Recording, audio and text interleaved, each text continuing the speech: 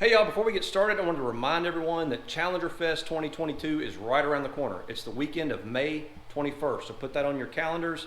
You can get event details at challengerfest.net as well as the Facebook page, Challenger Fest. I hope you make it out. It's an awesome time. We're doing cash prizes again this year, and I hope to see you there. Field trip. Hey, what's up, Speedy's Garage gang? Welcome back to the Speedy's Garage YouTube channel. Today we are on a field trip. So since I switched over to E85, I haven't really run the car like max effort. So last year when I was using it at Challenger Fest, we dialed the car back because I was trying to compete in a 10.0 race class. And so I had to be careful not to break out. When you run in those kinds of classes, you know, 10.0 is your goal. If you want to run the car 10.00 would be perfect. If you go below that, you technically break out and lose the race, even though you're faster than the other car. It's how that stuff works. So I had actually dialed a little bit of power out of the car to make sure it ran right at 10.0 and did a pretty decent job setting that up. Well, today we've got some good weather, headed up to Beech Bend Raceway, and I'm going to kind of put in a max effort. Let's see how fast this car can actually go on full E85 and get after it. So I've got Renegade Race Fuel E85 ready to drop in the tank as soon as we get to the track. That's the fuel I'm going to be running today.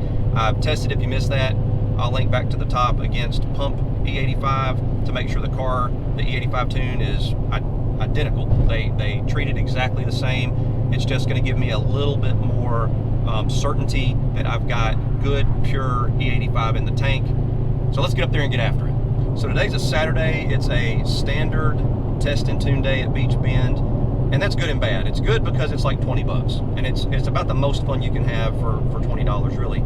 The downside is, as this car has started to make more and more power, the track has started to matter more. So how the track is prepped, and obviously on a test and tune day, it's just the, you know, anybody can show up. They don't limit what kind of tires they can run, so you're just as likely to have a race car with, you know, 36-inch slicks on the back in front of you going down the track right before you do, as you are somebody in their Dodge 4x4 pickup truck with mud tires ripping up the track surface. So I'm going to keep my fingers crossed that we get a couple of opportunities to get right in when they do some track prep, track cleanup, but they don't do a ton of that on test and tune days, obviously. We're just got to keep our fingers crossed that the track surface is good. If it is, I think we're probably going to run pretty good. So far, the best I've run in this car is a 970.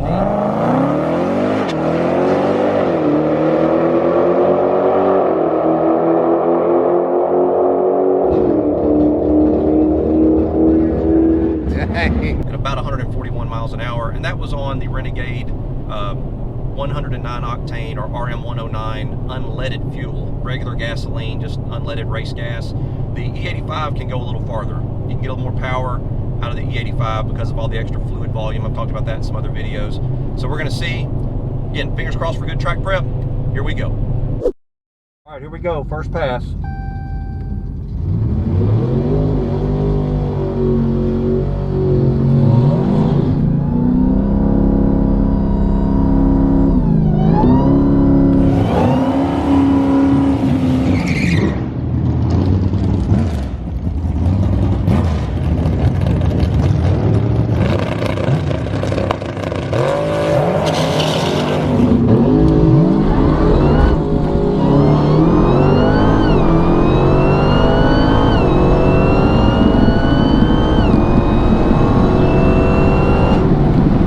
Bad. I spun real bad. I don't know what was up with that.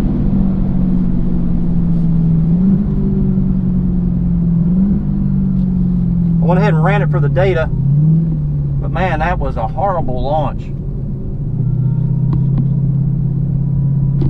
I would have expected the track to have been a little better than that.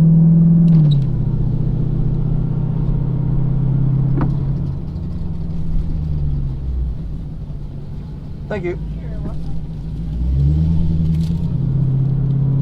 Yeah, 10.3 at 141. 60 foot was 157. That was really weird.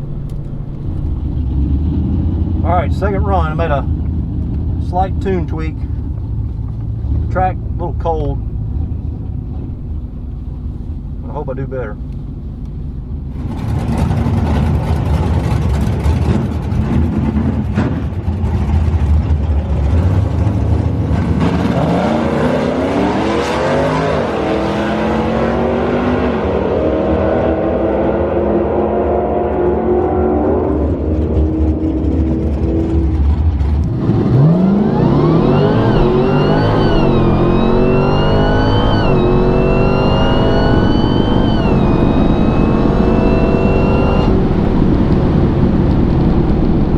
better.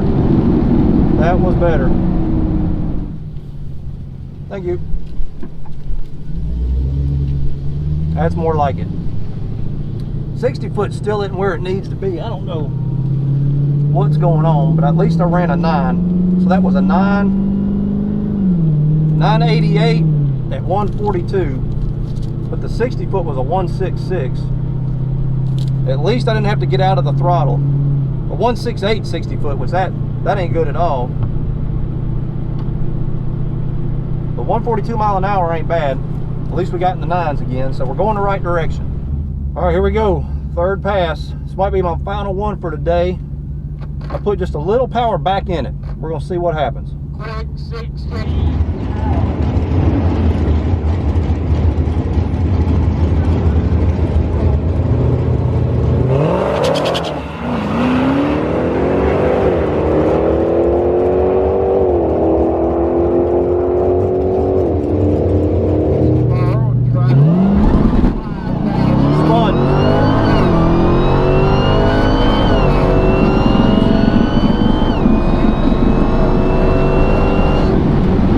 Sitting there today. I spun, probably screwed up my 60 foot.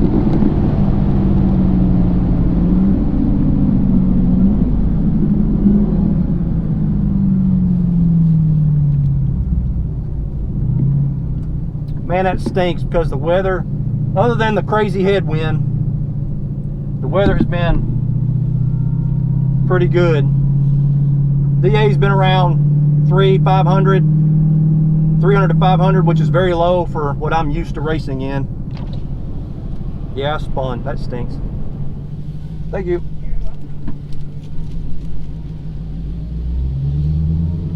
Yeah, 1.6 60 foot, a 10.0.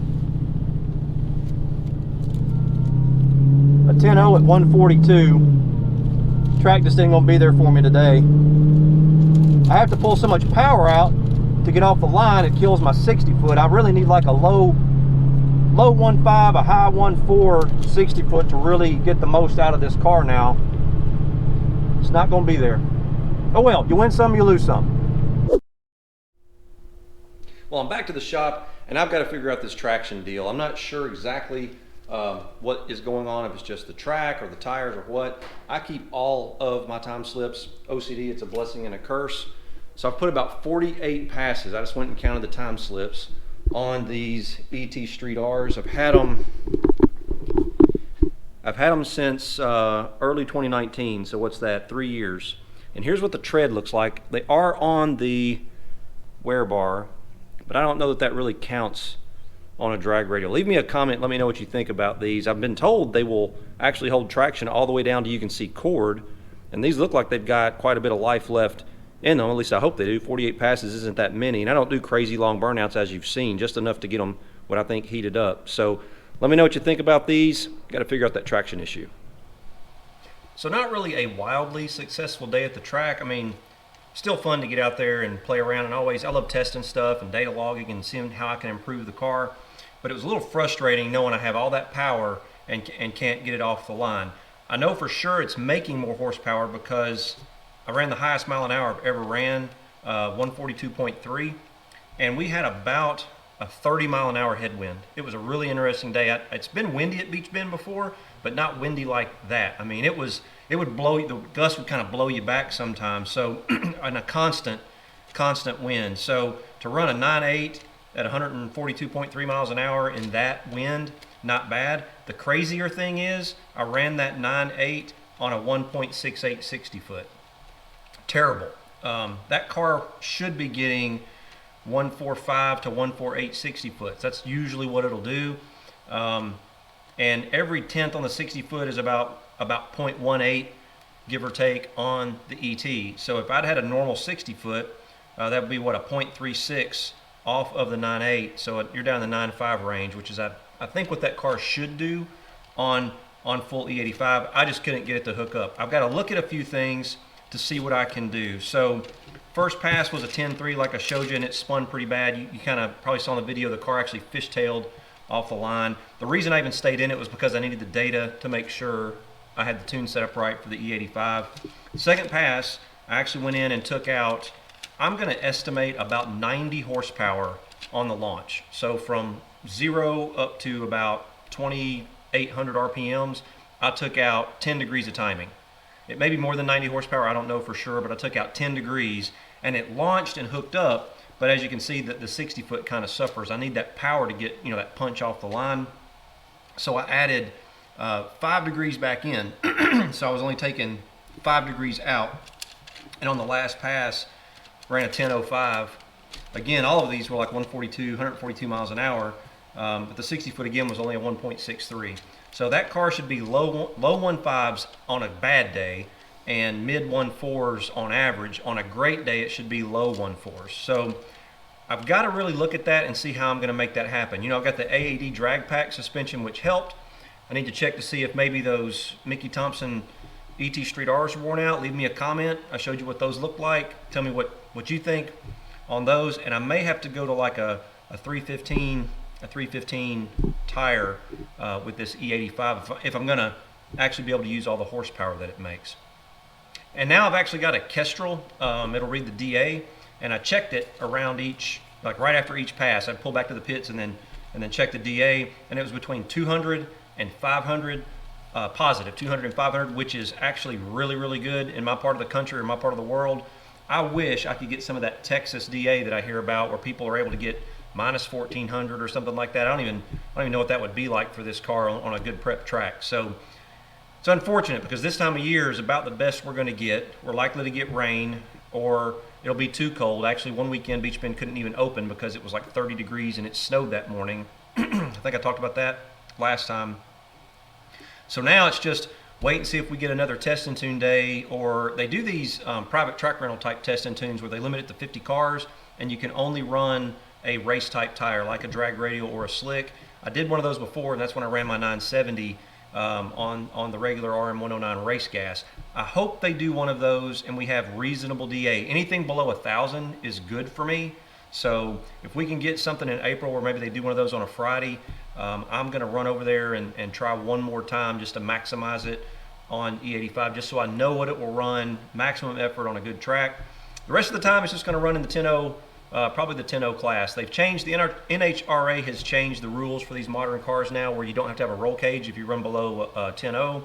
I think now, somebody will correct me if I'm wrong, but I think now you can actually go down to a 9.0 with a modern car with airbags and all of that stuff. So I've got some wiggle room now. I don't have to worry so much when I travel around going to racing events outside of my home track.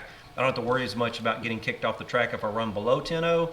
So I don't know if some new race classes will pop up, maybe a 950 class or something like that. Might be fun to try to compete in if I can do it consistently. What I will say is the 10.0 classes have been a lot of fun because they require a DOT tire, you have to have real glass, you have to have registration, license plate, and all of that. And really that's where my interests are. Some people like to build a full-on race car and just try to set records and go as fast as they can and run heads up and all that. You get to chasing some pretty big money when you start doing that kind of thing. And I found the 10.0 class to be a nice compromise where I don't have to go too crazy with the car, and it can run 10.0 in any weather. That's how I've set it up, and that's what it'll do. I've got different tunes for different weather conditions, so now I know when the DA's 3,000, I need to run tune A. When the DA's 1,500, I need to run tune A-1 or whatever, and it dials some of the power out of it so that I can always run 10.0. So that's about it. Hope you enjoyed the video. Please give it a thumbs up if you did. Check us out on Instagram. It's @Speedies_garage, as well as the website, www.speediesgarage.net, and hopefully I'll see you out there.